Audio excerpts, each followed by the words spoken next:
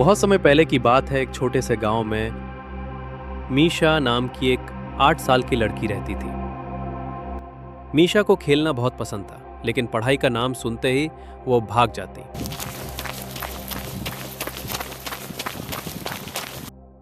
उसकी दादी अक्सर कहा करती, बेटी, समय सबसे बड़ा धन है, इसे व्यर्थ मत गवा।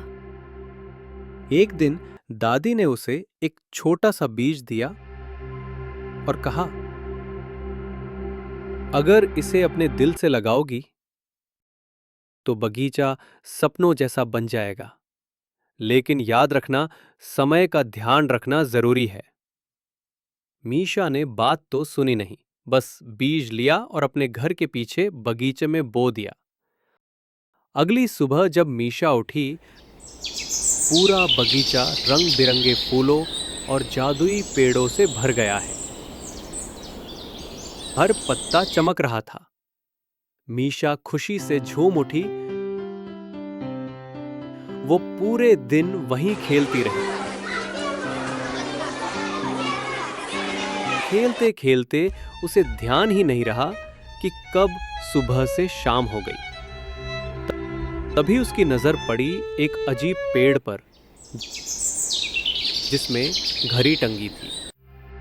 और उसी पेड़ के पास उसे मिला टीकू, एक हरा पीला तोता जो बोल सकता था।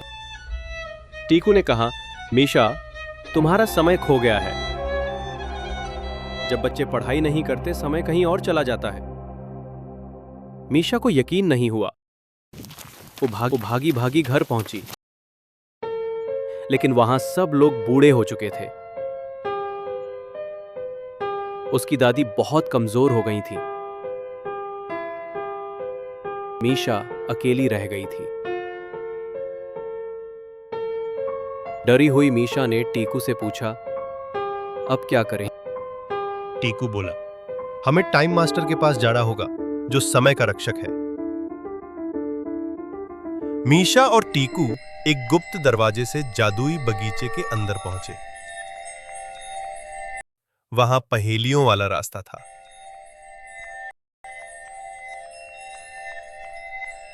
पहली पहेली आई, सच और झूठ की नदी।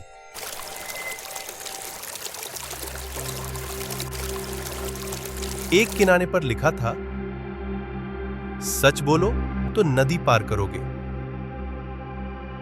झूठ बोलो तो डूब जाओगे। मीशा ने सोचा और सच बोला, मैंने पढ़ाई छोड़ दी थी। पुल बन गया और वे आगे बढ़े। दूसरी पहेली, गायब होते पुल। हर कदम पर पुल गायब हो रहा था। मीशा ने ध्यान लगाया और समझे कि उसे धैर्य से चलना है।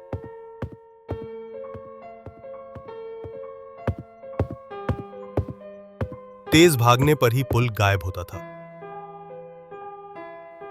आखिरकार वे टाइम मास्टर के किले तक पहुंचे। टाइम मास्टर ने मीशा को देखा और कहा, जो समय बर्बाद करता है, उसे दोबारा समय पाने के लिए मेहनत करनी पड़ती है।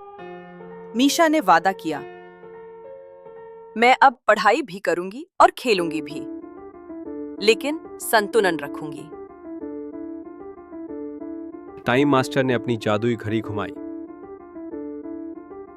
धीरे धीरे सब कुछ सामान्य हो गया। मीशा ने जब आंखें खोली तो बगीचा फिर से वैसा ही था। दादी स्वस्थ थी। गांव वैसा ही था जैसा पहले था। अब मीशा पढ़ाई भी करती और खेलने का भी समय निकालती।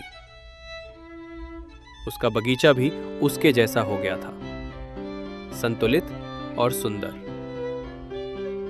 आखिरी में मीशा ने बच्चों से कहा, समय सबसे बड़ा जादू है बच्चों, इसका सही इस्तेमाल करो।